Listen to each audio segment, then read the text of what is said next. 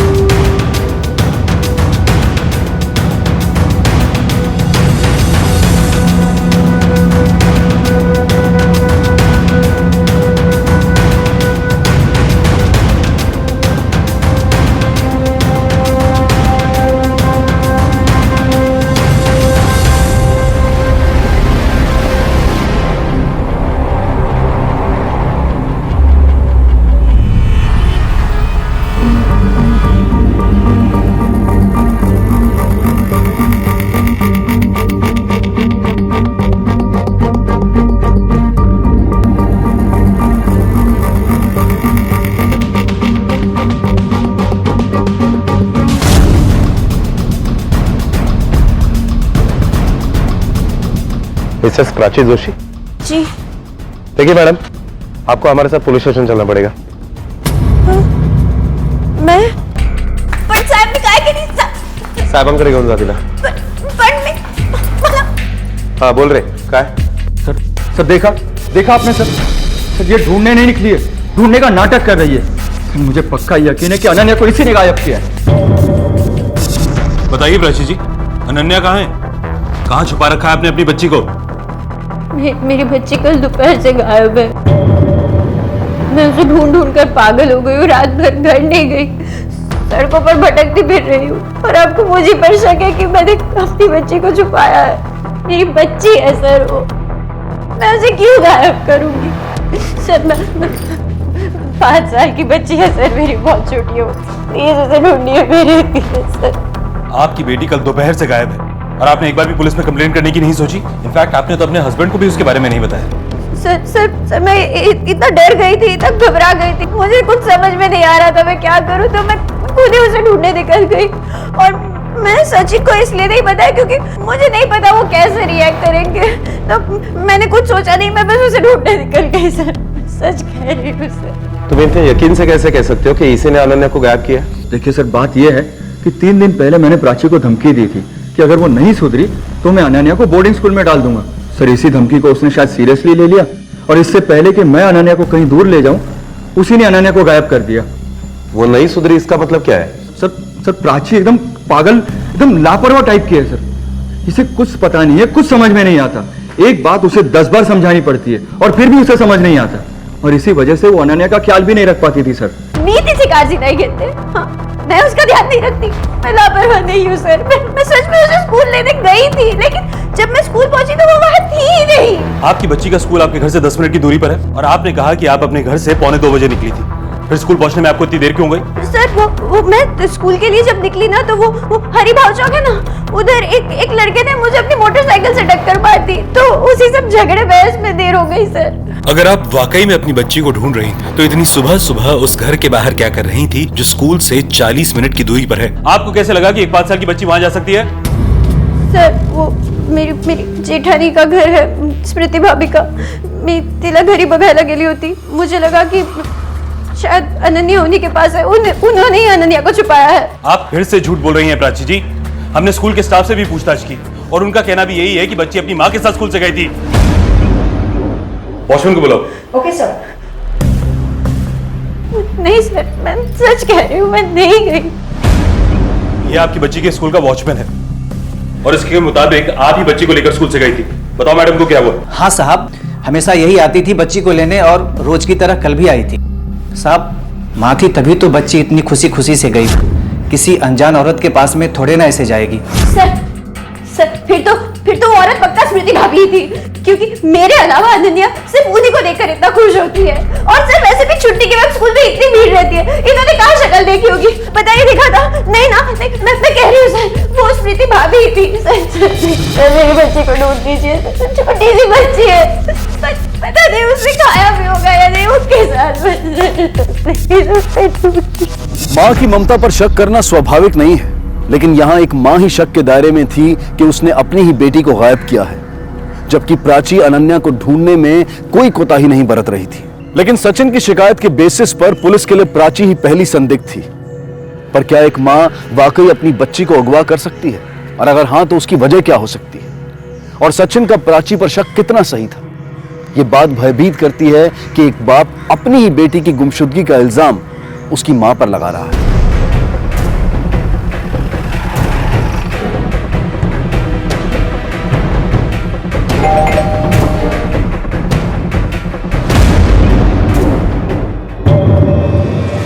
ये कैसी बातें कर रहे हो आप सर? अनन्या भतीजी है हमारी, प्यार करते हैं मुझसे। हम भी इस घटना से बहुत सदमे में हैं सर। अच्छा, मगर प्राची का तो कहना है कि अनन्या को गायब करने में स्मृति का हाथ है। क्या? सर, अनन्या मेरी बेटी जैसी है, मुझे भी उसकी उतनी ही चिंता है जितनी प्राची को है। मैं अपनी बेटी को गायब करूंगी क्या? वो आपकी बेटी जैसी है, लेकिन बेटी है तो नहीं ना।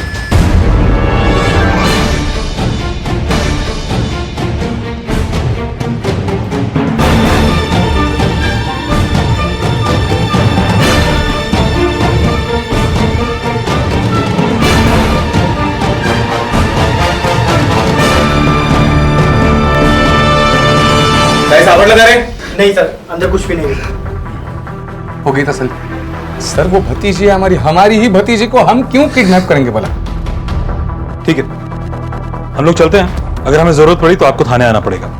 मम्मा, पुलिस हमारे घर क्यों आई है? कुछ नहीं बेटा, अंकल मिलने आए। और तू नीचे क्यों आया? चलो चल। इस फोटोग्राफ में ये बच्ची कौन है? जी वो बेटी थी हमारी। 4 साल पहले हमने उसे खो दिया। इस बार तो तुमने हद कर दी प्राची। कोई इतनी बड़ी लापरवाही कैसे कर सकता है? मैंने लापरवाही नहीं की, मुझे काई चूक नहीं। हो, तुझे काई चूक नहीं है, सारी गलती मेरी है। मैंने तुम्हें धमकी नहीं देनी चाहिए थी, सीधा अनन्या को यहाँ से लेकर जाना चाहिए था। क्यों जायला पाई जो तुम्हारा? सारी लापरवाही मेरी है। मैं ये कैसे भूल सकता हूँ कि 3 साल पहले भी तुम्हारी वजह से। मैंने जानबूझ के नहीं किया था। क्यों बार-बार मुझे उस बात का ताना मारते हो? मैं उसे बहुत प्यार करती थी।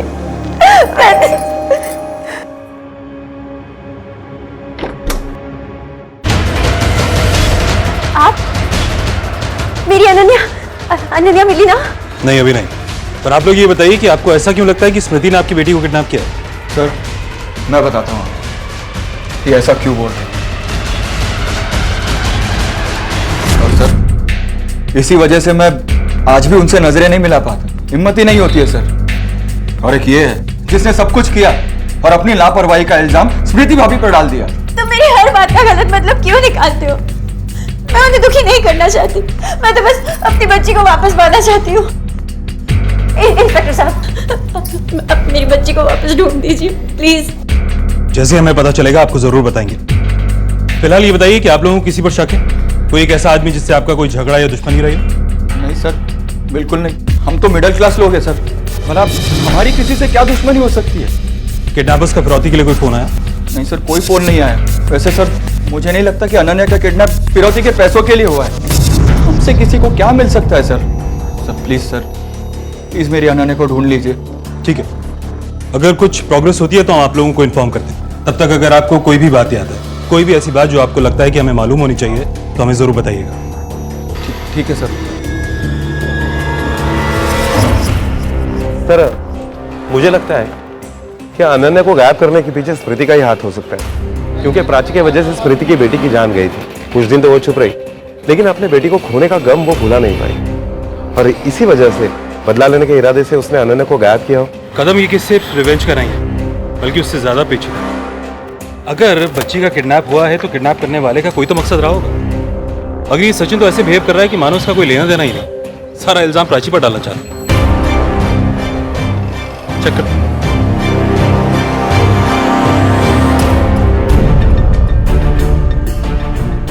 सर, इस केस के मामले में जितना, एक मिनट सर। हेलो, हाँ क्या? ओके, हम लोग पहुंच रहे हैं। सर, कंट्रोल रूम से फोन था कि होलकरवाड़ी के तालाब के पास एक 5 साल की बच्ची की लाश मिली। होलकरवाड़ी की बीट पे कौन है? Sir, constable Sonawade. उसे फौरन वहां भेजो, होलकरवाड़ी तालाब की तरफ। सर इसने देखा था पहले। क्या हुआ यहाँ पे? साहब मैं इधर मच्छी पकड़ने आया था, तभी ये लाश देखा। कदम, सचिन और प्राची को बॉडी आइडेंटिफाई करने के लिए बुलाओ और बॉडी को पोस्टमार्टम के लिए भेज दो। Okay sir.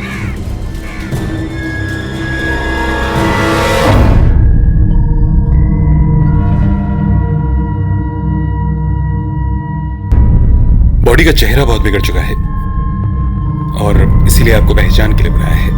ये कपड़े हमें इस बच्ची की बॉडी पर मिले थे, पहचानते हो तुम इन्हें? मुझे इन कपड़ों के बारे में कुछ पता, पर ये मेरी अनन्या ही है। तो बेटा आंखें खोलो। कदम, ये कपड़ों का चक्कर समझ में नहीं आया।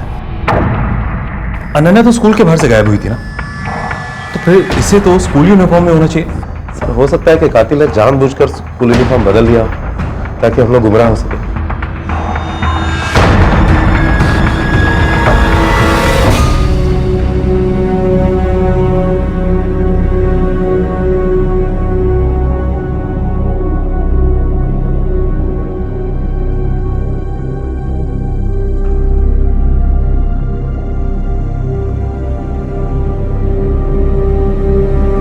प्राची, प्राची,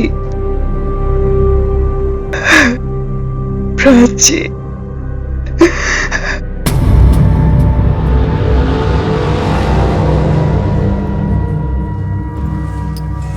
शौर्य, आज से तेरी एक नहीं दो माँ है। आज से तू प्राची काकी को भी माँ कहेगा।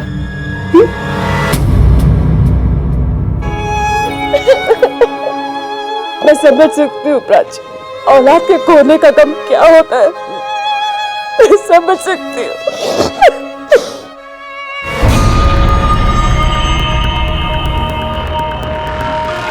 पापा क्यों नहीं आए? पापा कब आएंगे? ये विधि का विधान था या फिर किसी षड्यंत्र का हिस्सा, जहां अनन्या जिंदा थी पर माता पिता ने किसी दूसरी ही मृत बच्ची को अपना बता दिया था। कौन थी वो बच्ची और कहां थी अनन्या? अनन्या की हालत को देखकर ऐसा लग नहीं रहा था कि वो जरा सी भी तकलीफ में है।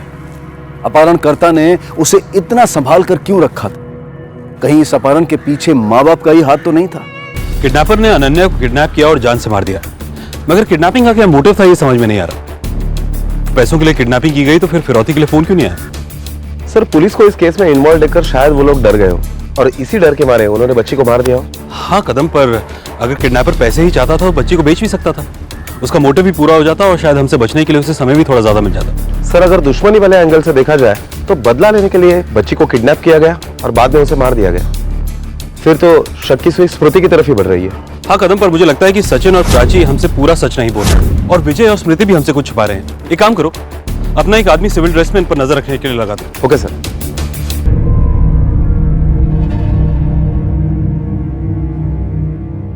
अरुणा नहीं आई? वैसे तो बहुत अनन्या अनन्या करती फिरती थी और आज बच्ची की मौत पर ही नहीं आई। अरे मुझे तो जब पता चला कि अनन्या गायब हो गई है, मुझे तो पूरा यकीन हो गया कि उस मनुष्य ने उसे कहीं गायब कर दिया होगा और अब उसे मार भी डाला। वरना ये बेचारे सीधे साधे लोग, इनकी किसी से क्या दुश्मनी हो सकती है?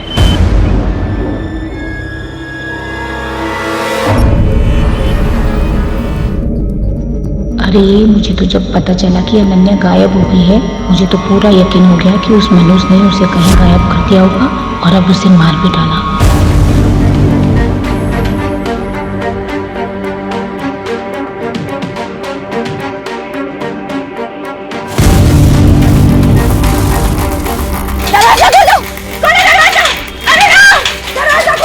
प्राची, एक मिनट आ रही हूँ। रुको, आ रही हूँ।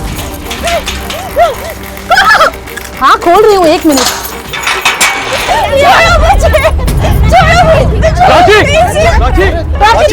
प्राची संभालो अपने आप को। क्या कर रही हो तुम? पागल हो गई हो? चुप, एकदम चुप। अरुणा, इसकी तरफ से मैं तुमसे माफी मांगता हूँ। सदमे में है। ये क्या कर रही है, क्या बोल रही है, इसे कुछ समझ में नहीं आ रहा। I am really very sorry. चलो चलो तुम चलो चलो यहाँ से, चलो प्राची चलो।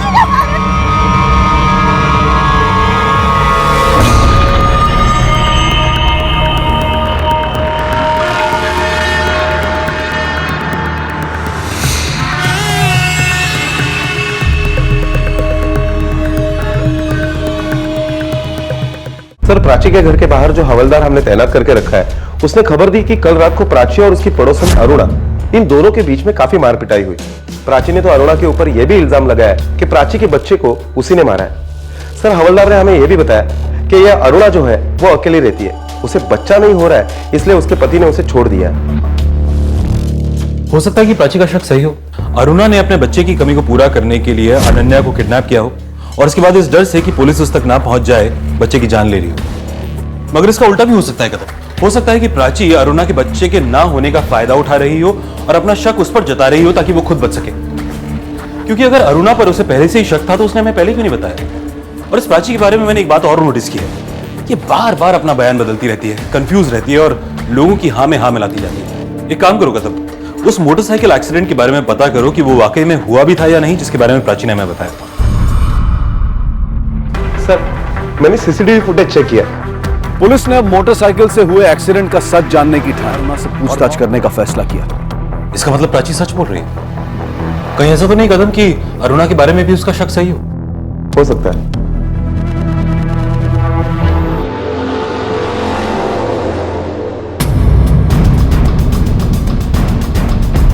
हमें अनन्या के केस के बारे में आपसे कुछ बात करनी है। बात करनी है मतलब? आपने प्राची की बातों को सच मान लिया? उसने बेवजह मुझ पर इल्जाम लगाए और आप पूछताछ करने आ गए? इसमें इतना हैरान होने की कोई बात नहीं।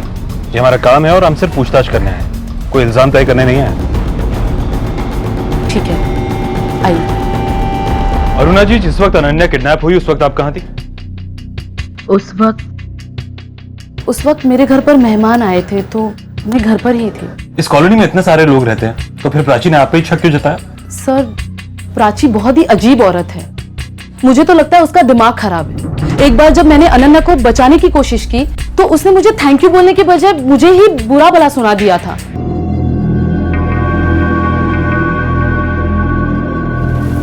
तुम क्या कह रहे हो मेरे घर में?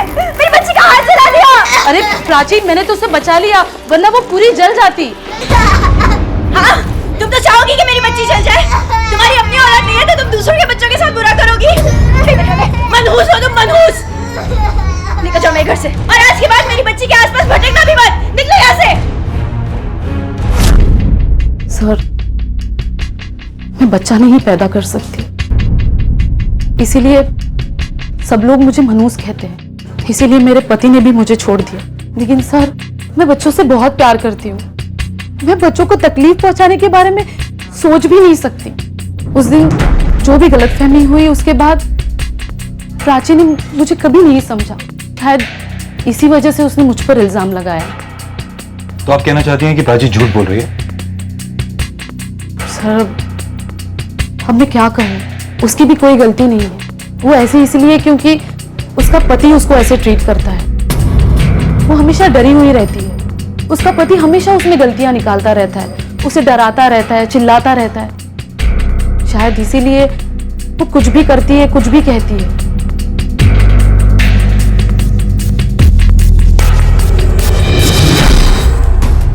कदम, अगर अरुणा सचिन के बारे में जो कह रही है वो सच है तो हो सकता है कि अनन्या की किडनैपिंग और मर्डर का सच कुछ और ही हो। अरुणा ने कहा कि अनन्या के हाथ पे जलने का निशान था, पर जो डेड बॉडी हमें मिली उसके हाथ पर कोई निशान नहीं। एक काम करो, अनन्या की डेड बॉडी का फोटोग्राफ निकलवाओ। Okay sir. कहाँ जा रहे हम लोग? पापा से मिलने। बोलो ना, बोलो ना। सर, तालाब के पास जिस लड़की की लाश मिली थी उसकी पोस्टमार्टम रिपोर्ट और ये फोटोग्राफ्स। सर, पोस्टमार्टम रिपोर्ट के मुताबिक इस बच्ची की मौत 21 तारीख को शाम को 4 से 5 बजे के बीच में हुई और इसकी लाश हमें कल यानी 22 तारीख को मिली।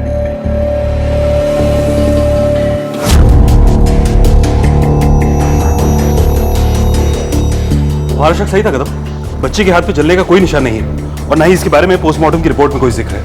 एक काम करो, इन दिनों में आसपास के एरिया में जितनी भी बच्चों की मिसिंग कंप्लेंट्स दर्ज हुई हैं उनके माँ बाप को शिनाख्त के लिए बुलाओ। Okay sir.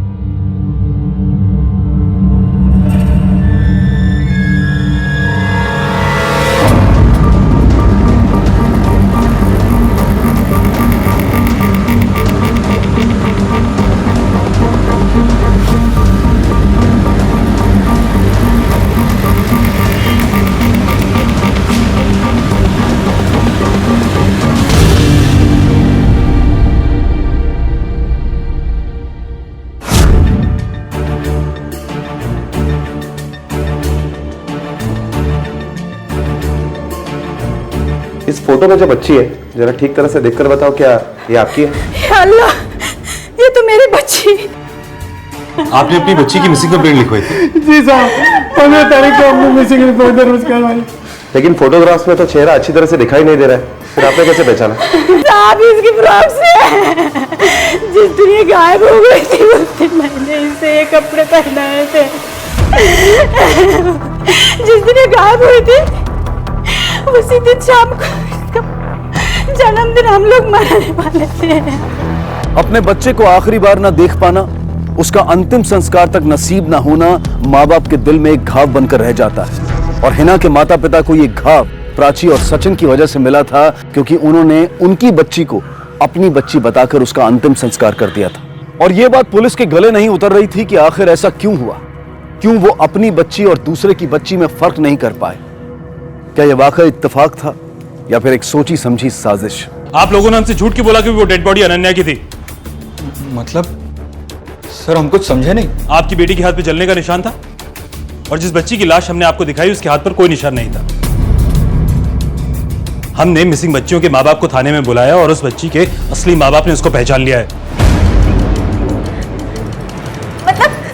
मतलब मेरी बेटी जिंदा है, पर वो कहाँ है? कहाँ है वो? वो तो आप लोग हमें बताएंगे कि अनन्या है कहाँ छुपा के रखा है उसे। और आप लोगों ने उसकी किडनैपिंग की झूठी कंप्लेंट क्यों करवाई? मतलब सर? मतलब ये कि प्राची ने तो आपको बताया नहीं कि आपकी बेटी गायब है, तो अनन्या के गायब होने की खबर आपको कहां से मिली?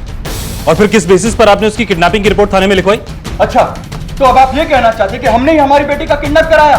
एक तो आप लोगों ने इतना बड़ा पाप करा दिया हमसे, और हमारी जिंदा बेटी को मरा हुआ समझकर न जाने किसकी बेटी का अंतिम संस्कार करा दिया हमसे।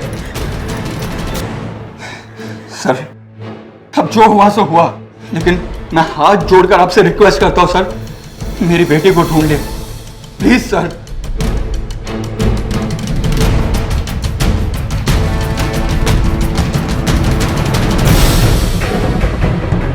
सर मुझे लगता है कि अनन्या के गायब होने में सचिन का हाथ हो सकता है।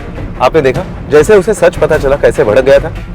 उसने सोचा होगा कि गलत लड़की की पहचान करके वो हमें गुमराह कर सकता है, लेकिन जब वैसे हुआ नहीं तो वो बौखला गया। हो सकता है प्राची पर तो उसे पहले से ही भरोसा नहीं था कि वो अनन्या का ख्याल रख सकती। इस बात की धमकी भी दी थी उसने प्राची को। सर मुझे तो लगता है कि वो प्राची के ऊपर भी जानबूझकर इल्जाम लगा रहा है ताकि उसके ऊपर कोई शक ना कर सके। एक काम करो कदम, सचिन के कॉल रिकॉर्ड्स और उसका मोबाइल फोन लोकेशन निकलवाओ। देखते हैं कि जिस दिन बच्ची किडनैप हुई उस दिन ये कहां था और क्या कर रहा था। Okay sir. सर सचिन के call records. Sir Sachin Joshi के कॉल रिकॉर्ड से पता चलता है कि पिछले 2 हफ्तों से सचिन की इस पर्टिकुलर नंबर पर काफी बार बात हुई है। किसका नंबर है ये? सर इसी एरिया का एक छोटा सा कॉन्ट्रैक्टर है, कंस्ट्रक्शन की आड़ में पैसे वसूली का काम करता है। कई बार जबरन वसूली की केस में अंदर भी जा चुका है। सर खबरों से पता चला है कि राजू और सचिन के बीच में 2 हफ्ते पहले किसी बात को लेकर बहुत बड़ा झगड़ा हुआ था। सर कहीं ऐसा तो नहीं कि सचिन से बदला लेने के लिए उसने अनन्या को गायब किया हो? कदम अगर ऐसा होता तो सचिन का पहला शक राजू पर ही जाता ना, और हमारे बार बार पूछने पे भी उसने राजू का नाम नहीं लिया। या हो सकता है कि उसने जानबूझकर राजू का नाम छुपाया हो। ये सचिन ना हमसे जरूर कुछ ना कुछ छुपा रहा है। कदम वो राजू को कैसे जानता है? राजू? कौन राजू सर? ये तेरे कॉल रिकॉर्ड्स हैं और इसमें राजू का नंबर भी है। बोल, अभी बोल कि जानता नहीं है राजू कौन है? ऐसी बात कर रहा था उस नंबर पे। देख सचिन, सच सच बोल, नहीं तो अनन्या की किडनैपिंग के केस में और पुलिस को गुमराह करने के केस में अंदर डाल दूंगा तुझे, समझा? मैं बताता हूँ सर, बता दो सर। सर मुझे सच में नहीं पता था कि राजू ने अनन्या को किडनैप कर लिया है सर। खरंच सांगतो साहेब, मला खरंच नव्हतं माहिती साहेब। मुझे तो तब पता चला जब वो राजू ने मुझे फिरौती के पैसों के लिए कॉल किया। ए सुन, तुझे अगर अपनी बेटी जिंदा वापस चाहिए ना तो 5 लाख का इंतजाम कर, समझा? और हाँ, अगर पुलिस के बारे में सोचा भी तो बेटी इंस्टॉलमेंट पे मिलेगी, समझा? मैं पैसे कहाँ से देता सर, कहाँ से देता? मेरे पास पैसे है ही नहीं। तो ये बात तूने हमें पहले क्यों नहीं बताई? वो राजू है ना, बहुत बड़ा गुंडा है, वो कुछ भी कर सकता है सर, कुछ भी कर सकता है। मुझे डर था कि कहीं वो मेरी बच्ची को नुकसान ना पहुंचाए, सिर्फ इसीलिए मैं उससे फोन पर बात करता था और अनन्या को छोड़ने के लिए रिक्वेस्ट कर रहा था सर, सिर्फ इसीलिए बात करता था मैं। मगर जिस दिन तूने डेड बॉडी को आइडेंटिफाई किया था उस दिन भी तूने हमें राजू के बारे में नहीं बताया, क्यों? हाँ तो मैंने नहीं लिया था क्योंकि मुझे यही डर था कि कहीं मैं आप लोगों को सच्चाई बता दूंगा तो वो राजू मेरी बच्ची को नुकसान पहुंचाएगा सर, और इसीलिए उसके बाद भी मैं उससे फोन के कांटेक्ट में रहा। तो सर पिछले 3-4 दिनों से वो मेरा फोन नहीं उठा रहा सर।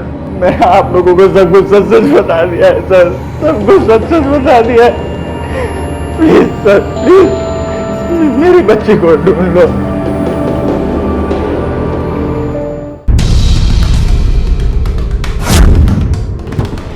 सोनवणे, लगता है दरवाजा अंदर से लॉक है, तोड़ना पड़ेगा।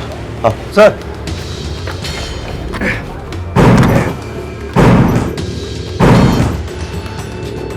लाइट्स ऑन करा।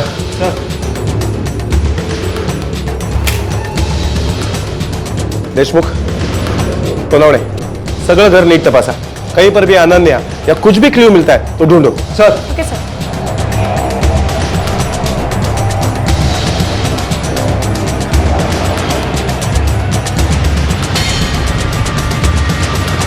कुछ मिला? नहीं सर, हमने सर्च किया, कुछ नहीं मिला। हेलो साहब। हाँ सर, सब राजू तांबे कुंते चौक में बार के बाहर खड़ा है।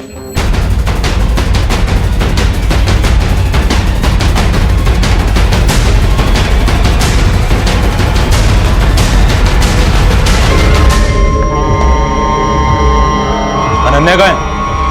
अब वो सचिन को पूछो, बच्ची तो मैं उसको कब का वापस कर दिया। तूने बच्ची को पैसे के लिए किडनैप किया था ना? हाँ, बिना पैसे वापस कर दिया। साहब पहली बात कि मैंने किडनैप किया ही नहीं है, और दूसरी बात कि सचिन ने जब मुझे पैसे दिए तो मैंने उसकी बच्ची वापस कर दी थी उसी समय। मतलब? साहब मेरे 5 लाख अटके थे उसके पास, देने का नाम ही नहीं ले रहा था। फिर एक दिन मिला और मुझसे बोला कि मेरी बच्ची है ना अनन्या, हाँ उसे कुछ दिन के लिए तुम्हारे पास रखना होगा तुम्हें, और जैसे पैसों का अरेंजमेंट हो जाएगा मैं पैसे आपको दे दूंगा और बच्ची मुझे लौटा देना। ठीक है। फिर मैंने उसकी बच्ची वापस की और वो मुझे सारे पैसे दे दिया। यही डील था सर, सच बता रहा हूँ सब। ये क्या लगा? ये झूठी कहानी हमें सुनाकर हमें गुमराह करेगा? नहीं साहब, झूठ नहीं बोल रहा हूँ मैं। झूठ क्यों बोलूंगा साहब? मैं क्यों उस करके के बच्ची को किडनैप करूंगा साहब, जबकि मुझे पता है उस लुक्के के पास एक भी पैसा नहीं, उल्टा मेरे पैसे उसके पास अटके थे साहब। साहब मैंने कुछ नहीं किया साहब, सही बता रहा हूँ, मुझे फंसा रहा है वो।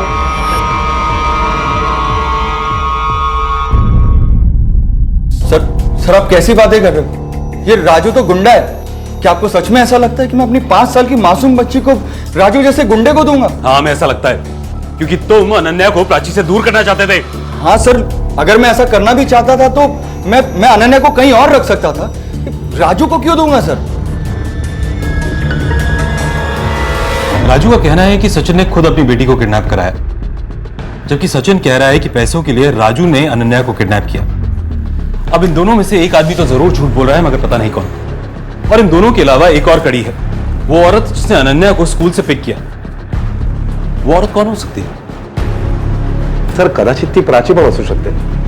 प्राची और सचिन ने मिलकर यह सारा ड्रामा किया होगा, क्योंकि राजू के बयान के मुताबिक उससे सचिन से 5 लाख रुपए लेने थे, जो कि सचिन दे नहीं पा रहा, और इसीलिए ये सारा किडनैपिंग का ड्रामा इन दोनों ने रचाया और उसमें राजू को फंसाने की कोशिश की, ताकि वो राजू को 5 लाख रुपए देने से बच जाए।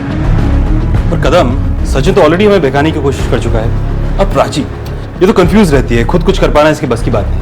हाँ, विजय और स्मृति के पास किडनैपिंग का मकसद जरूर है, हो सकता है कि बदले की भावना से इन्होंने अनन्या को किडनैप किया, पर इन सब लोगों के बयान में अभी तक ये पता नहीं चल पाया है कि ये सच बोल रहे हैं या गलत। पर ये अरुणा वो औरत हो सकती है जिसने अनन्या को स्कूल से पिक किया। इसका खुद का कोई बच्चा नहीं है, और बच्चे इसकी कमजोरी है।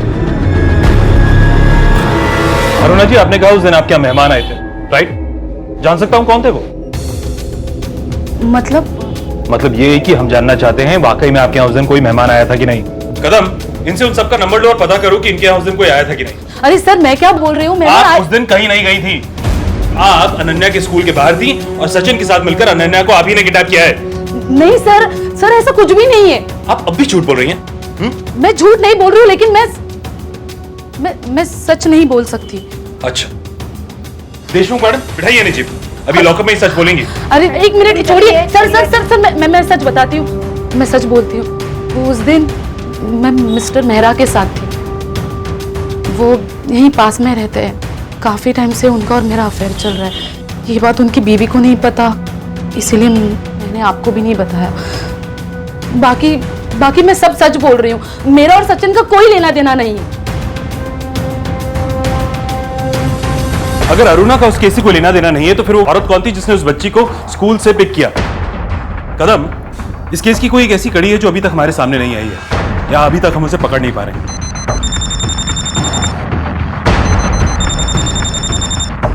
हेलो, क्या?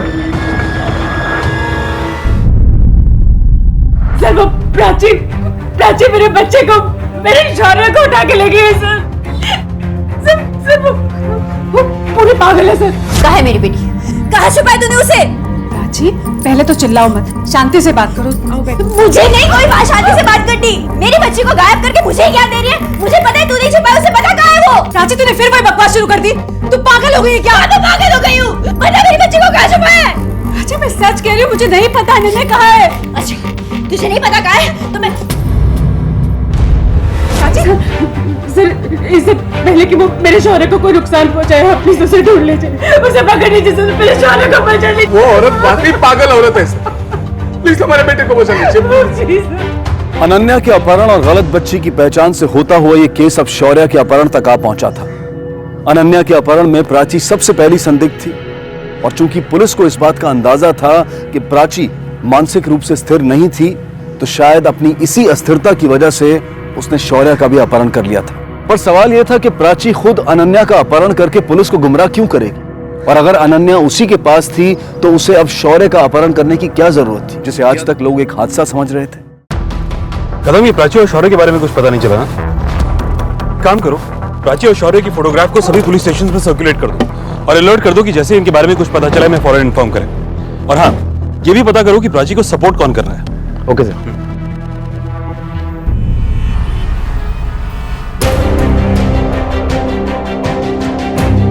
ताला लगा है,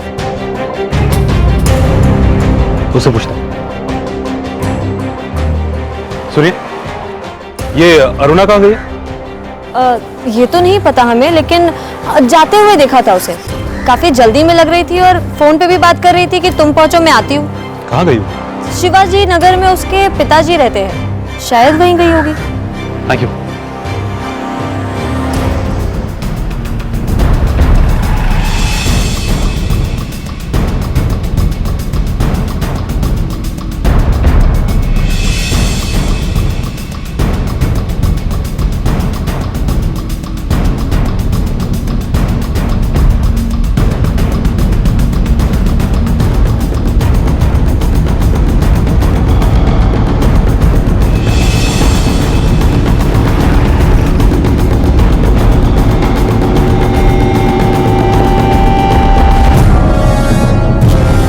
यहाँ?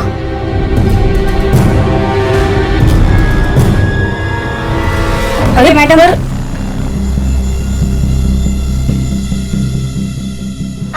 सॉरी सर, मैं मानती हूँ मुझसे गलती हो गई, पर मैं क्या करती, मुझे कुछ समझ में नहीं आ रहा था। जब मुझे कुछ सूझा नहीं तो मैं शौर्य को अपने साथ ले आई, ये सोच के कम से कम अब तो स्मृति भाभी मुझे मेरी बेटी वापस कर देगी। मैं सोच के मेरा इरादा शौर्य को नुकसान पहुंचाने का नहीं था, मैं तो बस अपनी बेटी को वापस लेना चाहती हूँ। पर आपको कैसे पता कि अनन्या स्मृति के पास है? सर, क्योंकि मैंने अपने कानों से अपने पति को उनके भैया से बात करते सुना था। अरे नहीं दादा, आप मेरी बात समझो। आप अनन्या को एक हफ्ते बाद ले जाना, तब तक ये किडनैपिंग का मामला भी थोड़ा ठंडा हो जाएगा। और आप अभी लेकर गए तो पुलिस को सीधा आप पर ही शक होगा। और वैसे भी ये प्राची ने स्मृति भाभी का नाम ले लिया पुलिस के सामने। हाँ दादा, हाँ।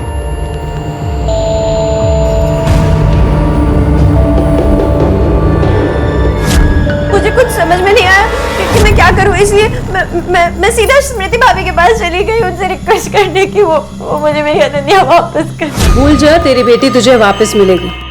तूने मेरी बेटी की जान ली थी ना, मैंने तेरी बेटी ले ली। मैं आपका हाथ जोड़ती हूँ, आपके पाँव पड़ती हूँ, प्लीज मुझे मेरी बच्ची वापस कर दो। तेरी बेटी तो तुझे वापस मिलने से रही, और दोबारा इस घर में कदम मत रखना। तो चल निकल यहाँ से।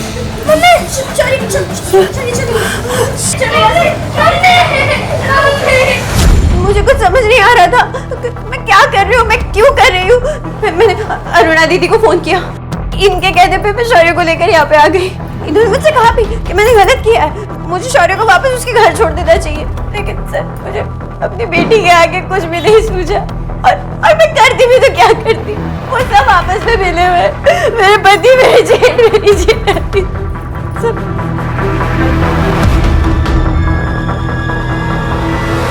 हाँ सर, प्राची सच बोल रही है। अनन्या दादा और बहनी के पास ही है। मेरे ऊपर राजू का 5 लाख का कर्जा था, जिसके लिए वो मुझे धमकी दे रहा था। दादा के पास पैसे थे और मैंने दादा से मांगे भी, लेकिन उन्होंने मेरे सामने एक शर्त रख दी, अगर अनन्या को मैं उनको दे दूंगा तभी वो मुझे पैसे देंगे।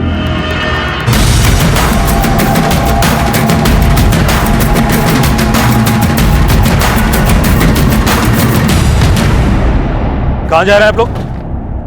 जी क्या हुआ? हम तो यही किसी काम के लिए वो गाड़ी की चेकिंग करो। अरे लेकिन सर क्यों? हमने किया क्या है? अभी पता चलेगा क्यों। अरे सर हटो, डिक्की खोलो। क्या हुआ?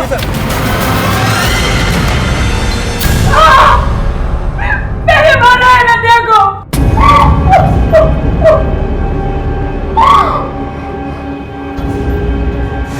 हमारी बच्चे की मौत के बाद स्मृति बहुत दुखी रहने लगी थी। मैंने सोचा कि अगर स्मृति प्रीति को भी अपने बच्चे के लिए तड़पती हुई रोती हुई देखे तो शायद वो ठीक हो जाएगी, कुछ सुधार हो जाएगा। पहले प्राची ने मेरी बच्ची की जान ले ली और अब मेरे शौर्य को मुझसे छीन लिया। मैं उसे सबक सिखाना चाहती थी, बताना चाहती थी कि औलाद को खोने का काम क्या होता है। उस दिन मैं अनन्या के कमरे में गई। तुझे किडनैपिंग का नाटक करने की क्या जरूरत थी? अगर तू अपनी बेटी को अपने भाई के पास भेजना चाहता था तो बिना नाटक के भी भेज सकता था ना? हाँ सर, भेज सकता था, लेकिन मुझे एक तीर से 2 निशाने लगाने थे। उस राजू और प्राची दोनों से छुटकारा पाना था। इसीलिए मैंने राजू को कहा कि अनन्या को कुछ दिन अपने पास रखे। देखो मैं तुम्हें तुम्हारा सारा पैसा लौटा दूंगा, लेकिन उसके लिए ना मेरा एक छोटा सा काम करना। अब कौन सा काम है भाई? भाई वो मेरी बच्ची है ना अनन्या, उसे कुछ दिन के लिए तुम्हारे पास रखना होगा तुम्हें। और जैसे पैसों का अरेंजमेंट हो जाएगा मैं पैसे आपको दे दूंगा और बच्ची मुझे लौटा देना। और उसके बाद मैंने टपोरी को पैसे दिए और पहुंचने में देर कर दी।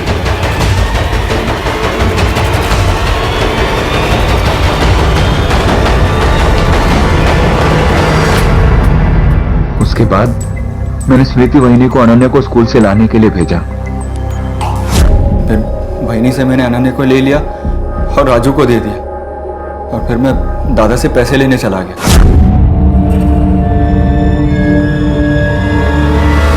वो पैसे मैंने राजू को दिए और अनन्या को वहां से छुड़ा लिया। सर मैं जानता था कि अनन्या दादा और बहनी के पास ज्यादा सेफ रहेगी और उससे अच्छी जिंदगी भी मिलेगी। सेफ? जिन लोगों के पास तूने अपनी बेटी को सेफ रखने के लिए छोड़ा था ना, उन लोगों ने तेरी बेटी की जान ले ली है। अनन्या अब जिंदा नहीं है। गुनाह और गुनहगारों की पहचान हो चुकी थी।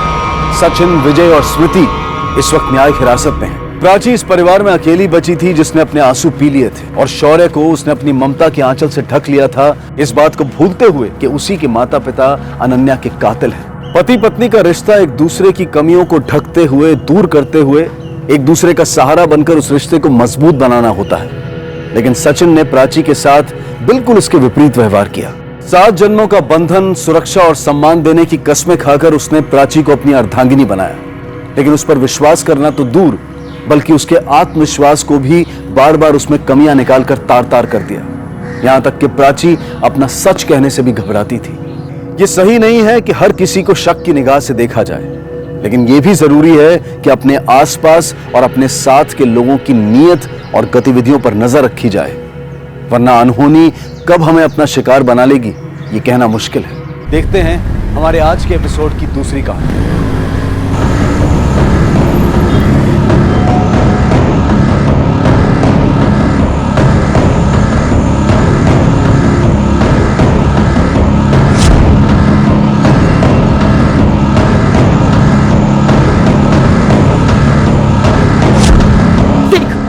देख ये हाल किया मेरे बच्चे का। जवाब दे। हाँ हाथ छोड़ो मेरा, मैंने कहा हाथ छोड़ो। छोड़े मुझे देखिए तो पहले हुआ क्या। मेरे बच्चे को मारा है तुम लोगों ने। अरे पेट में मामूली दर्द था उसके, कहा मामूली इन्फेक्शन है, ठीक हो जाएगा। फिर कहा ठीक हो गया, घर ले जाओ। घर लेके गई, 2 घंटे अच्छा रहा, उसके बाद उसने दम तोड़ दिया। लेकिन तुमने मारा है मेरे बेटे को, तुमने। इम्पॉसिबल, ऐसा हो ही नहीं सकता, आपको गलतफहमी हुई है। छोड़ो मुझे। अरे चुप चुप चुप चुप, शांत हो जाओ। सब के सब डॉक्टर चोर है, पूरा डिपार्टमेंट चोर है। मेरी आदि की जान ले ली तुम लोगों ने। कातिल है तू भी और तेरी जो डॉक्टर है वो भी।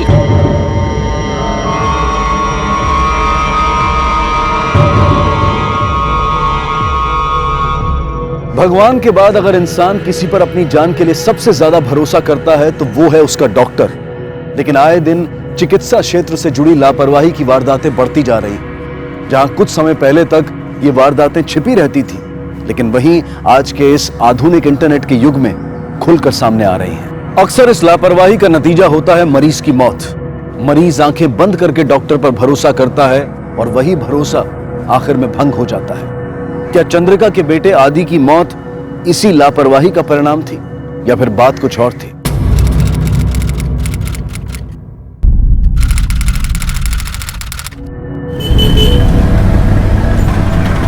फोन करके बोलते कि मैं नहीं आ पाऊंगी। और डॉक्टर जो पूनम है उसमें दिमाग नाम की कोई चीज है कि नहीं? आप डॉक्टर पूनम को क्यों गालियां दे रही हो? माँ मैं खुद जा रही हूँ, उन्होंने मुझे नहीं बुलाया। और मेहंदी शाम को है ना, मैं 2 बजे से पहले आ जाऊंगी, ठीक है? उसको पता नहीं है कि तेरी मेहंदी की रस्म है। अरे भैया मुझे दृष्टि, वो दूध वाला पैसे मांग रहा, दे दो ना। उसे भी अभी आना था पापा।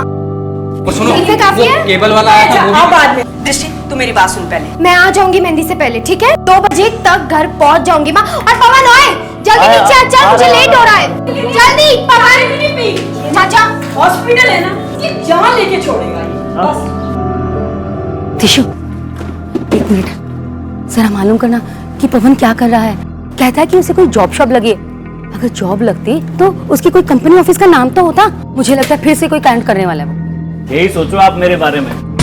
भरोसा तो है नहीं अपने बेटे पर, हमेशा बुरा ही सोचेंगी। तेरे कारनामे चलते ऐसा कह रही हूँ, समझा? अरे यार बस करो तुम दोनों, मुझे पहले से ही लेट हो रहा है। चल ना यार पवन। और चाची सुनो, मुझे ना आते आते 2 तो बज ही जाएंगे। तब तक आप प्लीज माँ को मैनेज कर लेना। हाँ हाँ हाँ संभाल लूंगी। चल।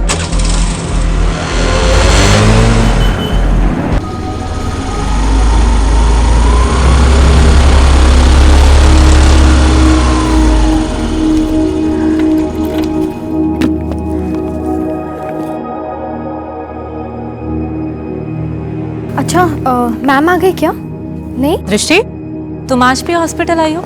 तुम्हारी तो आज मेहंदी थी ना? मैम आपसे ही तो सीखा है, पहले काम बाकी सब बाद में। और दोपहर तक चली जाऊंगी मैं घर। गुड।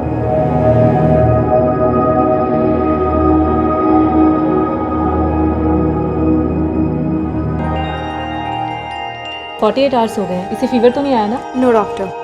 Very good. अब आप इसे घर लेके जा सकते हो।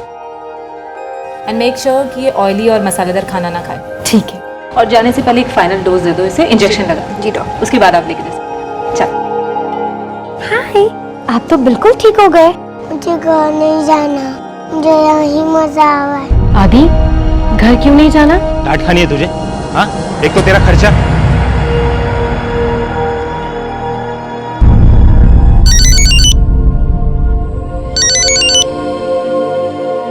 हाँ माँ बोलो। निकली तू कि अभी भी वही है? बस माँ निकल ही रही हूँ। मतलब अभी तक वो वही है? अरे बात सुन मेरी। माँ रिलैक्स रिलैक्स। तुम फोन नहीं रखोगी तो कपड़े कैसे चेंज करूंगी? मेरे बच्चे को मारा है तुम लोगों ने। अरे पेट में मामूली दर्द था उसके। माँ मैं तुझे बाद में फोन करती हूँ। मंजू घर लेके गई, 2 घंटे अच्छा रहा, लेकिन तुमने मारा है मेरे बेटे को। तुमने। कहते हैं कि इस दुनिया में अपनी औलाद को खोने से बड़ा दुख और कोई नहीं होता है। अपने बेटे आदि को खोने के बाद चंद्रिका की पूरी दुनिया तबाह हो गई थी। तो क्या डॉक्टर्स और हॉस्पिटल के अन्य कर्मचारियों पर निकला गुस्सा इसी दुख से जन्मा था, या फिर वाकई चंद्रिका के दावों में कोई सच्चाई थी? क्या आदि की मृत्यु डॉक्टर की लापरवाही की वजह से हुई थी? ये एक घटना कई सवाल खड़े करने वाली थी। कुछ इस मामले से जुड़े हुए और कुछ इस मामले से जुदा और अपने साथ लाने वाली थी। पूनम, ये सब यू ऑलराइट? क्या हुआ? मुझे सिक्योरिटी गार्ड ने बताया। किसने किया ये? Don't ask. I lost a patient. Patient? Little boy आदि। देखिए, हम बॉडी को पोस्टमार्टम के लिए भेजेंगे ताकि इन्वेस्टिगेशन हो सके। सिंह, इनको अंदर लेके जाओ, रिपोर्ट लिखवाओ। Yes sir. आप भी जाइए। और आप लोगों ने भीड़ क्या लगाई है? चलिए यहाँ से।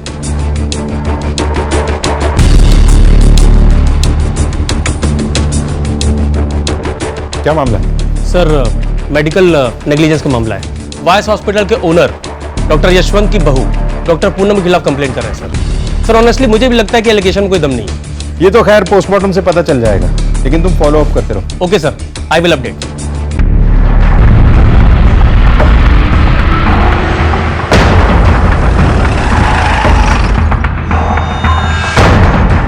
देखो सर, ये नई बात नहीं है।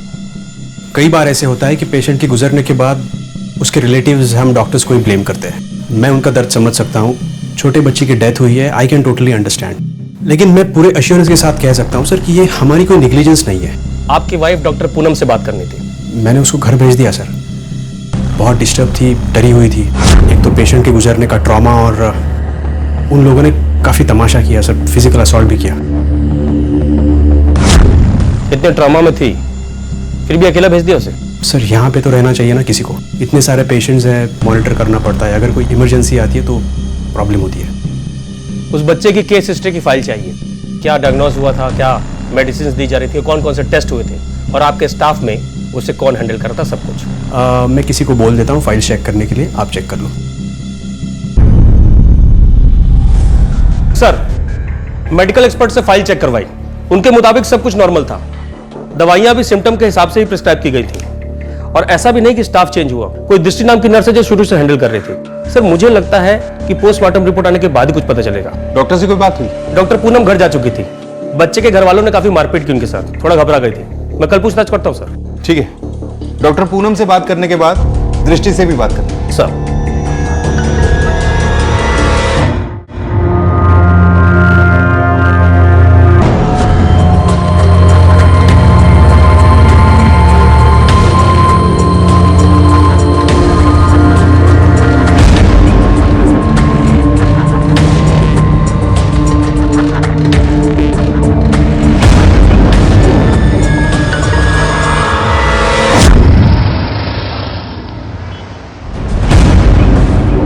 मुझे एक कंप्लेंट लिखवानी है। क्या हुआ? बैठिए, बैठ के बात कर।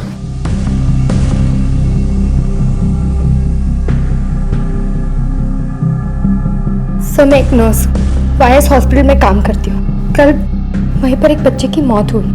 उसकी माँ और उसके मामा ने बहुत बड़ा बखेड़ा क्रिएट किया और धमका कर गए। आज मेरी शादी है, हम पार्लर जा रहे थे, ऑटो में थे।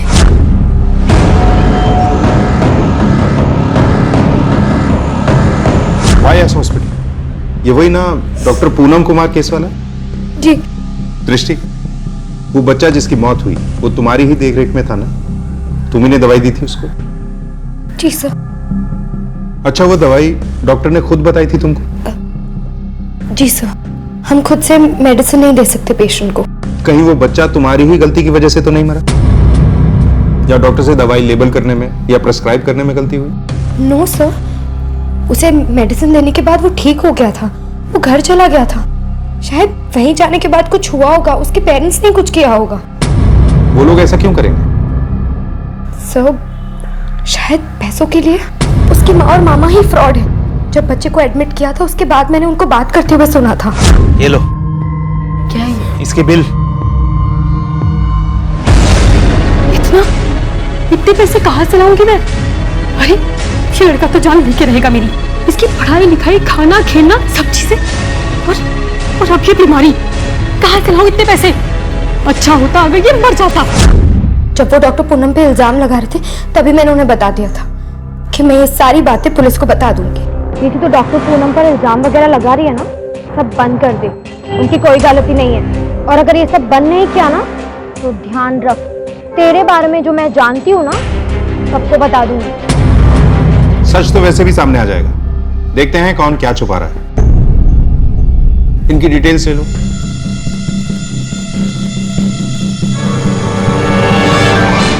तुम्हारी बीवी कल रात से घर पर नहीं आई और तुम्हें पता तक नहीं? डॉक्टर साहब, शेखर कल पूरी रात हॉस्पिटल में ही था। उसे लगा कि पूनम घर चली गई है, और हमने देखा कि पूनम घर नहीं आई तो वो हॉस्पिटल में ही होगी शेखर के साथ। और जब मैं सुबह घर पहुंचा तो मुझे पता चला कि वो घर आई नहीं है। आपकी वाइफ डॉक्टर पूनम से बात करनी थी। मैंने उसको घर भेज दिया सर। तब से लेकर अब तक हम उसे ढूंढ रहे हैं। कुछ फोन वोन किया? उसका फोन स्विच ऑफ आ रहा है। कहीं अपने आप से तो नहीं चली गई?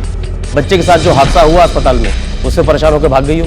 हम लोग रेप्यूटेड डॉक्टर्स हैं सर, हर ऐसे केस के बाद परेशान होकर क्या हम घर छोड़ देंगे? तो उससे पूछा मैंने, उसको जवाब दे। और अगर इतना ही शौक है तो इसको थाने में ले जाकर अलग से पूछूं मैं? हाँ? नहीं सर, सर ऐसा कुछ नहीं है। मुझे हर डिटेल चाहिए, जब से तुम्हारी भी हॉस्पिटल से निकली थी तब से लेकर अब तक। दीदी अब तक आदित्य की मौत के सदमे के बाहर नहीं आ पाई है। सदमा या पछतावा? ये तो खुद ही चाहती थी ना कि आदि मर जाए। मैं अपने बच्चे को कैसे मारूंगी? वो बेटा था मेरा। ये क्या बोल रहे हो साहब आप? ये मैं नहीं कह रहा हूँ, ये तुम लोग बातें कर रहे थे तो नर्स ने सुन लिया। सर प्लीज आप उस नर्स की बातों में मत आइए, वो बहुत पहुंची हुई चीज है साहब। अच्छा खैर, मैं तो यहाँ तुझे ही लेने आया, चल हमारे साथ। साहब आप तो सब चीज जानते हो, दीदी की ऐसी हालत में मुझे कैसे छोड़ के जाओगे साहब? आपको जो पूछना है आप इधर ही पूछ लीजिए ना साहब, मैं सब कुछ बताता हूँ आपको। जिस दिन आदि की मौत हुई उसी दिन से डॉक्टर पूनम भी लापता है। कहाँ है वो? क्या किया तूने उसके साथ? सर गायब नहीं, भाग गई होगी सर। साहब पहले बच्चे की जान ली, फिर पुलिस के डर के मारे वो भाग गई। अच्छा, पहले तूने डॉक्टर पूनम को धमकी दी और वो लापता हो गई, फिर तूने खुद ही दृष्टि पे हमला कर दिया। हमला? ये क्या बोल रहे हो साहब आप? विकी झूठ मत बोल। साहब मैं झूठ नहीं बोल रहा, वो नर्स झूठ बोल रही है साहब। साहब अपनी सच्चाई छुपाने के लिए वो सब ड्रामा कर रही है साहब। उसकी सच्चाई सबके सामने मैं ला दूं, इसके पहले वो मुझ पे उंगली उठाना चाहती है साहब। अगर तेरी बातों में जरा सा भी झूठ निकला ना तो लॉकअप में उल्टा लटका के मारूंगा तुझे। फिलहाल तो हम जा रहे हैं, लेकिन तू शहर से बाहर जाने की सोचना भी मत।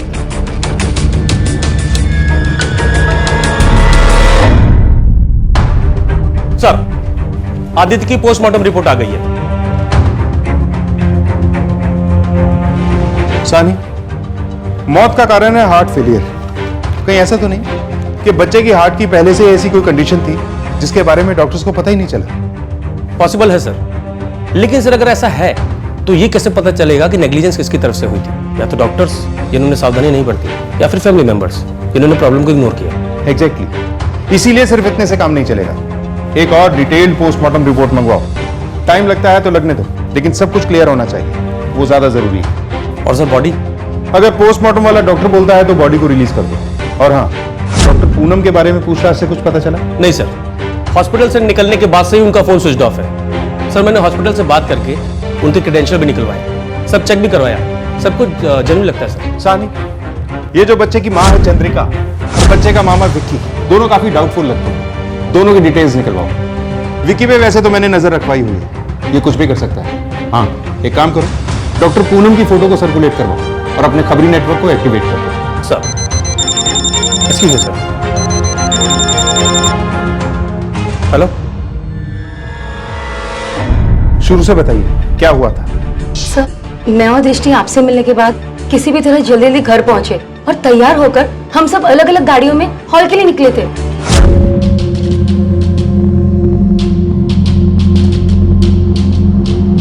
और सर फिर हम सबकी गाड़ियां एक दूसरे के पीछे जा रही थी। अचानक हमारा ड्राइवर वो गाड़ी लेकर आगे निकल गया। हमने सोचा कि हम हॉल पहुंच जाते हैं और हॉल के अरेंजमेंट्स को चेक कर लेते हैं कि सब सही ढंग से हुआ है कि नहीं।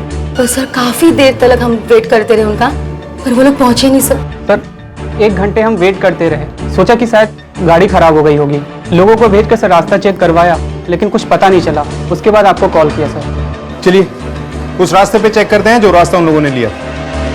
पहले आदि की मृत्यु, फिर डॉक्टर पूनम की गुमशुदगी और अब दृष्टि और उसके माता पिता का अचानक गायब हो जाना। इस मामले में यह मोड़ आएगा कि शायद ही किसी ने सोचा होगा। इलाज से लापरवाही का एक मामला तब्दील हो चुका था कई गुमशुदगियों के मामलों में। जो रास्ता दृष्टि और उसके माता पिता ने इख्तियार किया, उसकी जांच से पुलिस के हाथ लगे कुछ जवाब, लेकिन ऐसे जवाब जिनसे और भयानक सवाल खड़े हो गए।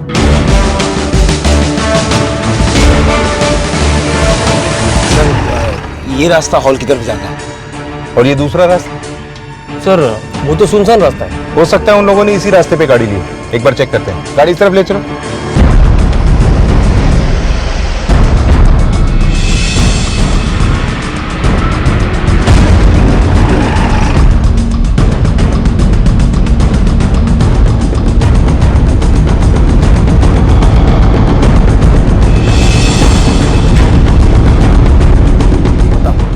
गुमशुदगी के मामले अब बन चुके थे हत्याओं के मामले। लेकिन क्या इन हत्याओं और हॉस्पिटल में हुई आदि की मौत के बीच में कोई कनेक्शन था, या फिर इसके पीछे कोई और ही कारण था? मामला पेचीदा होता जा रहा था और पुलिस की मुश्किलें बढ़ रही थी। घर से सबसे आखिर में तुम निकले थे, कुछ देखा था रास्ते में? मैंने तो हमेशा वाले रास्ते गलत रास्ते आया ही नहीं। रास्ते में ना दिशु ना चाचा चाची ना गाड़ी दिखी सर। वो ड्राइवर कार की रेंटल कंपनी से था या बाहर से? सर वो गाड़ी लेकर खुद आया था sir, A to Z car solution. Sir मैंने खुद बुक की थी।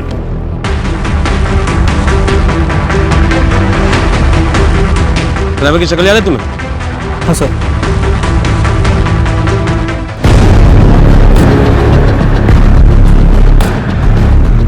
सर गन शॉट वुंड और खून के छींटों से साफ पता चलता है कि गोली एकदम पास से चली है, पॉइंट ब्लैंक रेंज से। फोरेंसिक जांच चल रही है सर। प्राइमा फेसी तो रॉबरी की लगती है। रॉबरी का ठीक उसी वक्त होना जब ये लोग शादी के लिए जा रहे थे। इन लोगों ने गहने पहने हुए थे। या तो ये रॉबरी बहुत दिन पहले प्लान की गई थी या फिर ये रॉबरी नहीं, कुछ और ही है। वाइस हॉस्पिटल लग तो यही रहा। लेकिन बच्चे के मामा विक्की पे हमने नजर रखवाई थी। अगर ये कुछ हरकत करता तो हमें पता चल जाता। सर मैं भी किसी और से करवाया। पॉसिबल। सर डॉक्टर पूनम के गायब होने पर हमें इसी पर शक था। इसके कॉल रिकॉर्ड चेक किए, इवन हॉस्पिटल से घर तक के रास्ते का पूरा चेक किया, कहीं आसपास भी नहीं था सर। नहीं, दोनों ही वारदातों में इस विक्की का मौजूद होना जरूरी नहीं है। शातिर आदमी हो सकता है मोबाइल को घर पे ही छोड़ दिया है। इसके करंट ट्रायंगुलेशन रिकॉर्ड से ये भी पता करो तब ये विक्की कहाँ था। और हाँ, कॉल रिकॉर्ड से ये भी पता करो कि ये किस किस के साथ कॉन्टैक्ट में था। सर सिर्फ विक्की ही नहीं, चंद्रिका के कॉल रिकॉर्ड्स भी चेक करो। काफी गुस्सा भरा हुआ है इसमें। हॉस्पिटल में भी पूछताछ करो कि दृष्टि या उसकी फैमिली से किसी को कोई प्रॉब्लम या किसी से कोई दुश्मनी।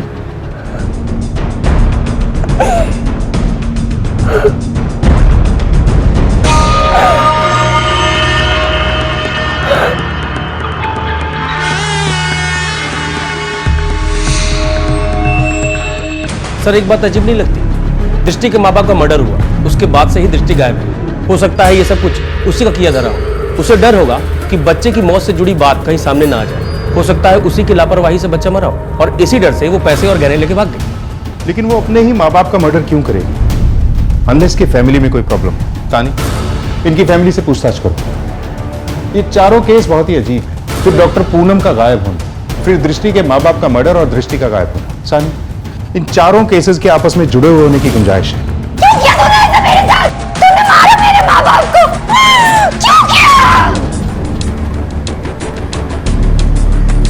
सर दृष्टि के पड़ोसियों से बात की। पड़ोसियों के मुताबिक फैमिली एकदम नॉर्मल थी। बस दृष्टि की मां नीला थोड़ी झगड़ालू थी सर। पड़ोसियों से अनबन रहती थी हमेशा। अच्छा, वो गाड़ी जिसे दृष्टि और उसके माँ बाप को हॉल तक ले जाने के लिए हायर किया गया था, उसकी रेंटल कंपनी से बात हुई? सर ऐसी कोई कंपनी है ही नहीं। और पवन ने जो नंबर दिया था वो भी फर्जी है सर। सर मुझे लगता है ये पवन हमसे झूठ बोल रहा है। हो सकता है। सर मैंने चंद्रिका और विक्की दोनों के कॉल रिकॉर्ड्स और ट्रायंगुलेशन रिकॉर्ड्स चेक करवाए। दोनों घर पर ही थे वारदात के समय। हाँ, लेकिन शायद ये दोनों गाड़ी चलाने वाले ड्राइवर को जानते होंगे। एक बार फिर से मिलते हैं इन लोगों से। सिंह,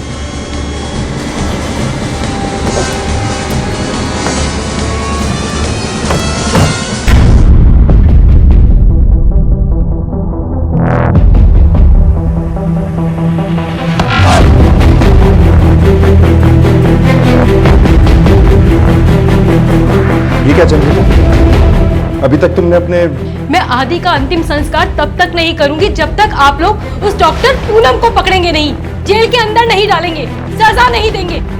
देखो अपने बच्चे की तरफ। क्या लगता है तुम्हें? इसे इस तरह अच्छा लग रहा होगा? क्या तुम नहीं चाहती कि इसकी आत्मा को शांति मिले? देखो, इसे इस तरह पकड़े रहने से कुछ नहीं होगा। देखो किस तरह शरीर सड़ गया है उसका। रेनू,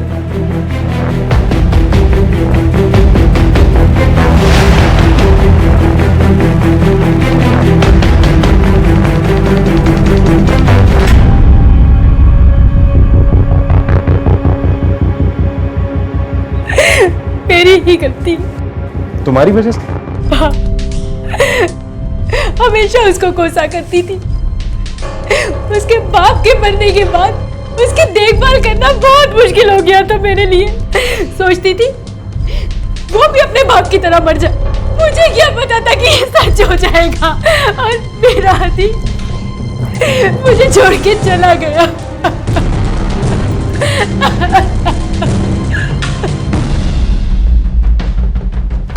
सानी, इस बच्चे का अंतिम संस्कार वगैरह जो भी है बहुत अच्छे से होना चाहिए। Yes sir. और हाँ, विकी को उठाओ, उसे इंटेरोगेट करो। देखोगे जो ड्राइवर दृष्टि की गाड़ी चला रहा था उससे कोई कनेक्शन निकलता है क्या? सर, वाईएस हॉस्पिटल की हिस्ट्री चेक की, ये मालूम पड़ा।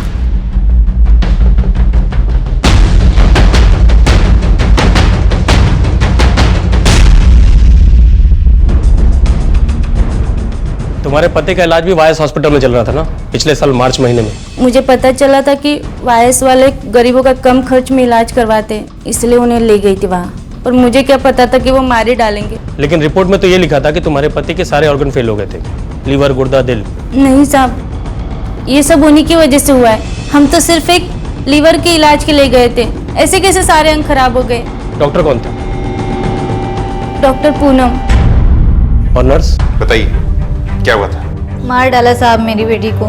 मामूली सी बीमारी थी, कहा था कि ठीक हो जाएगी, फिर अचानक। क्या बोल रही है ये क्या बोलेंगे साहब, इन्होंने तो पैसे खाए हैं, बेच दिया अपनी ही औलाद को। लापरवाही के चलते एक साल में 3 मौतें। ये मानहानि है, मैं बोल रहा हूँ। बिना सबूत के आप लोग इल्जाम लगा रहे हैं। मैं बदनामी का केस ठोक दूंगा आप लोगों के खिलाफ। सबूत भी ढूंढ ही लेंगे हम। नहीं ढूंढ पाओगे। तब ढूंढ पाते अगर वाकई में कुछ किया होता। क्या कुछ किया ही नहीं तो ये सब क्या है?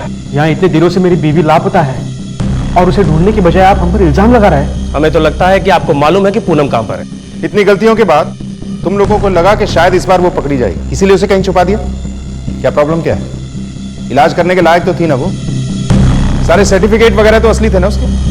तो फिर प्रूव इट। पहले प्रूफ लेकर आओ, उसके बाद इल्जाम लगाना। ठीक है, अभी तो हम जा रहे हैं, लेकिन बहुत जल्द वापस आएंगे। एक बात याद रखना, अगर इस दौरान यह पता चला कि तुम लोगों ने पूनम को कहीं छुपा रखा और इस दौरान कोई और अपराध हुआ तो तुम लोगों को मारते हुए जेल लेकर जाएंगे, सारी जिंदगी जेल में सड़ना। फिर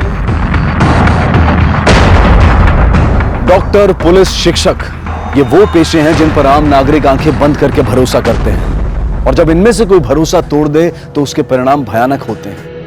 बदकिस्मती से लापरवाही के ज्यादातर पीड़ित सामने नहीं आते, और अगर सामने आते भी हैं तो उन्हें साबित करना बहुत मुश्किल होता है, या फिर सच्चाई कुछ और ही थी। 2 लोग जिनके पास इन सवालों के जवाब होने की संभावना हो सकती थी, वो अब दोनों लापता थे, डॉक्टर पूनम और दृष्टि। इस बीच दृष्टि की जान पर मंडरा रहा खतरा बढ़ता जा रहा था। क्या पुलिस समय रहते उस तक पहुंच पाएगी?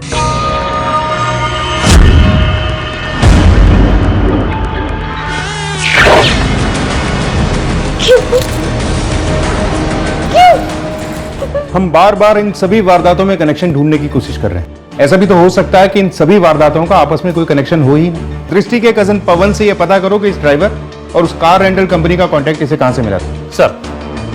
सर, दृष्टि के कॉल रिकॉर्ड्स।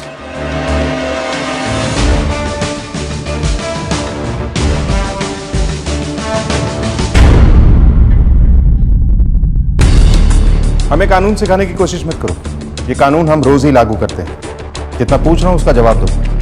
दृष्टि को कॉल क्यों किया था, वो भी उस बच्चे की मौत और डॉक्टर पूनम के गायब होने के कुछ देर बाद? हॉस्पिटल में हंगामा हुआ था, उसको जानने के लिए उसको मैंने फोन किया था। किसे बचा रहे हैं आप, खुद को या अपनी बहू पूनम को? आसानी बोल। क्या नंबर कहां से मिला?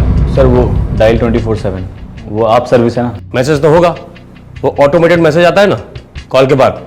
हाँ सर, मैसेज आया था पर मैंने डिलीट कर दिया। अच्छा, चलिए बता, जॉब कैसी चल रही थी? तो तेरे पास तो जॉब ही नहीं, झूठ बोला था ना तूने सबसे, तो ये कैसे मान ले कि अब सच बोल रहा है तू? चल अब ये बता कि दृष्टि को क्यों मारा? उसे तेरे सच का पता चल गया था इसीलिए मारा उसे? ऐसा कुछ नहीं हुआ सर। पवन सच बोल। सर मैं सच बोल रहा हूँ। सर आपको तो उल्टा दृष्टि पर शक करना चाहिए, उसी ने अपने माँ बाप को मारा होगा, फिर भाग गई वहां से। वो क्यों मारेगी अपने माँ बाप को? सर वो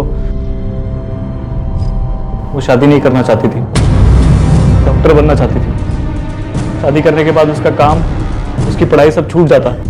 जब रिश्ता आया तो उसे लगा कि शादी के बाद लड़के के घर वाले उसे काम और पढ़ाई दोनों करने देंगे, लेकिन शगुन के दिन। देख बेटा, एक्चुअली मुझे तुझसे अकेले में कुछ बात करनी थी। वीरेन को तो तेरी आगे की पढ़ाई से कोई प्रॉब्लम नहीं है, उसने तो बोलने के लिए बोल दिया, पर तू सोच ना, हम इतनी फीस कहाँ से लाएंगे? डॉक्टर बनने के लिए तो बहुत पैसे लगते ना बेटा। और फिर अगर तू डॉक्टर बनने जाएगी ना, तो डॉक्टर की पढ़ाई करने के लिए तुझे अभी वाली जॉब भी छोड़नी पड़ेगी। तो तेरी जो अभी सैलरी मिल रही है वो भी बंद हो जाएगी। तो ये सोच, वीरेन इतने बड़े घर का खर्चा कैसे उठा पाएगा? इसलिए कहती हूँ तू अभी ये डॉक्टर बनने का सपना ना छोड़ दे। मैं ये शादी नहीं करूंगी। ये बात पहले क्यों नहीं बताई तूने हमसे? सर मुझे पता नहीं था कि वो इस हद तक चले जाएगी, लेकिन मैं जानता हूँ ना उसे, गलत बात बर्दाश्त नहीं होती उससे। उस दिन जो हुआ, अपनी माँ के गुस्से के कारण उसके पास कोई चारा नहीं था, इसलिए वो मान गई। लेकिन ये बात उसे कितनी खली होगी ये मैं ही जानता हूँ सर। सीधे सीधे कुछ कर नहीं पाई, इसलिए उसने गुस्से में शायद। जो लड़की अपनी माँ की जान बचाने के लिए रिश्ते को हाँ बोल देती है, उसी ने गुस्से में आके अपने माँ बाप की जान ले ली। ये बात कुछ अजीब नहीं लगती तुझे? सर वो सब मुझे नहीं मालूम, मुझे जो पता था, मैंने जो जो देखा मैंने आपको सब बता दिया। अब मैं और क्या कहूँ? सानी, उस गन के बारे में पता चला जिससे गोली चलाई गई थी? देसी कट्टा था सर, बैलिस्टिक रिपोर्ट से कंफर्म हुआ। पता चला कि ये कट्टा कहां से खरीदा गया था? नहीं सर, इंक्वायरी कर रहे हैं। और वो ड्राइवर, उसके बारे में कुछ? नहीं सर। सानी, ये ड्राइवर ही इस केस में मिसिंग लिंक है। ड्राइवर जिसका हमने स्केच बनवाया था उसे सर्कुलेट करवाओ, साथ में दृष्टि की फोटो भी, शहर में भी और शहर के बाहर। सर तो मान के चले कि ये हॉस्पिटल का एंगल का इस मर्डर से कोई कनेक्शन नहीं है। नहीं सानी, हम किसी भी एंगल को रूल आउट नहीं कर सकते। ये ड्राइवर इस क्राइम का हिस्सा भी हो सकता है और खुद शिकार भी। ये भी पॉसिबिलिटी है कि यशवंत ने ये सब कुछ किया हो। उसने दृष्टि को 2 बार कॉल किया था जिसका उसके पास कोई जवाब नहीं। या फिर ऐसा भी हो सकता है कि दृष्टि को ऐसा कुछ पता चल गया जिसकी वजह से यशवंत और शेखर ने उसे मरवा दिया। और सर डॉक्टर पूनम पर भी कोई अपडेट नहीं है। डॉक्टर पूनम और दृष्टि का उन सारे केसेस में इन्वॉल्व होना और एक ही समय में एक ही तरह से गायब होना, सर मुझे कोइंसिडेंस नहीं लगता। एग्जैक्टली। और चंद्रिका और विक्की, इनके पास भी उतना ही बड़ा मोटिव है दृष्टि और उसके परिवार को नुकसान पहुंचाने का। सभी एंगल्स को टटोलो, हम किसी को भी क्लीन चिट नहीं दे सकते। सर हम सब के अपने अपने सपने होते हैं, महत्वाकांक्षाएं होती हैं। हम सब इन सपनों का महत्व समझते हैं, तो फिर क्यों इंसान कई बार अपने सपनों को इतना महत्व देकर दूसरों के सपनों को नजरअंदाज कर देता है? बहरहाल डॉक्टर पूनम की गुमशुदगी को लेकर अब भी पुलिस को कोई कामयाबी नहीं मिली थी, लेकिन फिर सर जिस आदमी ने बंदूक बेची थी उसका पता चल गया है। ब्लैक मार्केट में चोरी की बंदूकें और देसी कट्टा बेचता है। सर इंटरेस्टिंग बात यह है कि इसने उस ड्राइवर के स्केच को पहचान लिया है। इसी ड्राइवर ने इससे देसी कट्टा खरीदा था। पूरे एरिया की अच्छी तरह से तलाशी लो, इस ड्राइवर का मिलना बहुत जरूरी है। हो सकता है इन तीनों मामलों में यही शामिल है। अपने पूरे खबरी नेटवर्क को एक्टिवेट कर दो और विजिलेंस को और बढ़ा दो।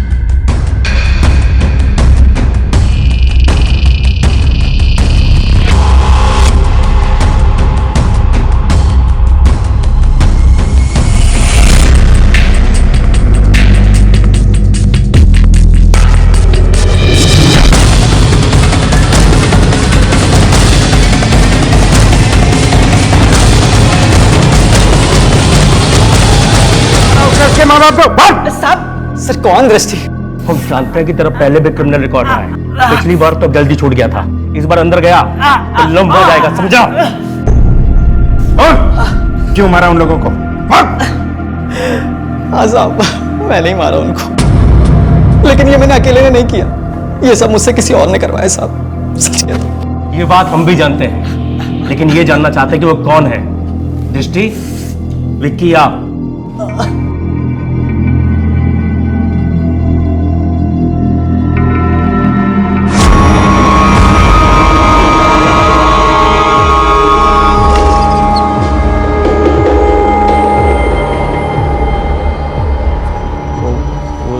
मेरा प्लान नहीं था सर, वो सब दृष्टि का प्लान था। वो दृष्टि को सर अपने माँ बाप पे बहुत गुस्सा आया हुआ था, वो उसकी जबरदस्ती शादी करवाए थे ना सर, इसलिए उसको तो जॉब करनी थी, वो घर छोड़ के भागना चाहती थी अपने सपने पूरे करने की। आई नो कि ये गलत है, पर इसके अलावा कोई और ऑप्शन नहीं है पवन। देख पवन, मुझे तेरी सिर्फ थोड़ी सी हेल्प चाहिए। डॉक्टर बनना चाहती हूँ मैं, और ये जो गहने हैं ये सब मेरे लिए तो है ना, मैंने ही तो बनवाए थे, मेरे ही काम आएंगे। मैं प्रैक्टिस कर सकती हूँ, लोगों की जानें बचा सकती हूँ। वो सब तो ठीक है, मगर रॉबरी में कोई गड़बड़ी हो गई तो? मैं सब कुछ संभालूंगी, तुझ पे कोई इल्जाम नहीं आएगा पवन। पवन देख, वो गहने बेचने से जो भी पैसे आएंगे ना, थोड़े बहुत पैसे मैं तुझे भी दे दूंगी, तू अपना छोटा मोटा बिजनेस स्टार्ट कर लेना, मेरा ड्रीम पूरा हो जाएगा पवन, मैं डॉक्टर बन जाऊंगी। प्लीज यार पवन, एक छोटी सी रॉबरी तो स्टेज करनी है, इतना भी नहीं हो सकता क्या तुझसे? या तू वाकई में इतना गया गुजरा है कि इतना भी नहीं कर पाएगा? उसने फिर से वही किया। मैं तो जैसे मैं जानता था कि भले ही मुझे कभी कहकर ना बुलाए, पर अंदर से वो भी मुझे नालायक मानती है। पहले सर हमारा प्लान रॉबरी का था। जॉब ढूंढते वक्त मैं जोगी से मिला। कौन? वो ड्राइवर? वो और मैं साथ में ही जॉब ढूंढते थे। उसका छोटा मोटा क्रिमिनल रिकॉर्ड था, तो मुझे लगा ये सही आदमी है, तो मैंने उसे कांटेक्ट किया और हमने रॉबरी प्लान किया।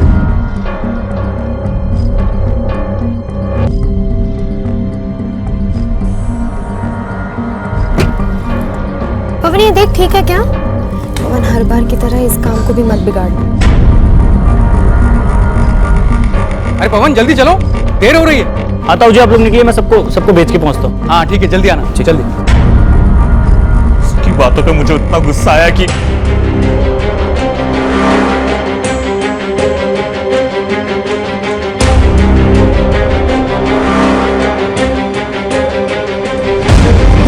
भाई ये गाड़ी कहाँ ले जा रहे हो? ये कौन सा रास्ता है ये? अरे बोलते क्यों नहीं? कहाँ ले जा रहे हो हमें? अरे क्या गाड़ी?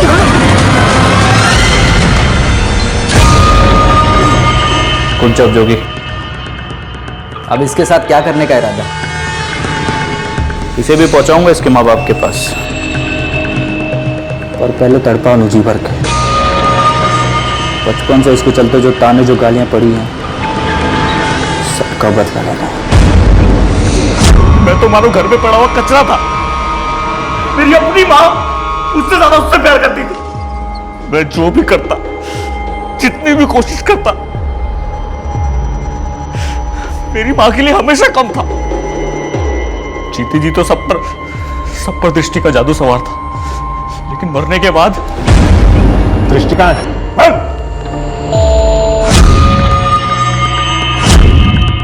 कितनी आसानी से हम बच्चों के सामने ही उनकी तुलना करते हैं दूसरे बच्चों से, बिना ये सोचे कि हर बच्चा अलग होता है, हर बच्चे की अपनी क्षमता होती है। किसी भी बच्चे को बार बार धिक्कारने से, उसे दूसरों के सामने कम आंकने से उसका मनोबल टूटता है, उसमें नफरत पैदा होती है, और कई बार यही नफरत अपराध को, जुर्म को जन्म देती है। इस केस को सुलझाने के बावजूद बदकिस्मती से पुलिस दृष्टि को नहीं बचा पाई। हमेशा इंसाफ के लिए आवाज उठाने वाली और सही रास्ते पर चलने वाली दृष्टि ने जिस दिन मुश्किलों और अपने साथ हो रहे अन्याय से भागने की कोशिश की, वही दिन उसका आखिरी दिन साबित हुआ। अब पुलिस ने अपना ध्यान मोड़ा गुमशुदा डॉक्टर पूनम की तलाश करने में। उनका यह अनुमान था कि यह मामला हॉस्पिटल में लापरवाही की वजह से हुई आदि की मौत से जुड़ा था। सर आपका अंदाजा बिल्कुल सही निकला। दृष्टि के माँ बाप के मर्डर के पीछे तो कोई और ही वजह निकली।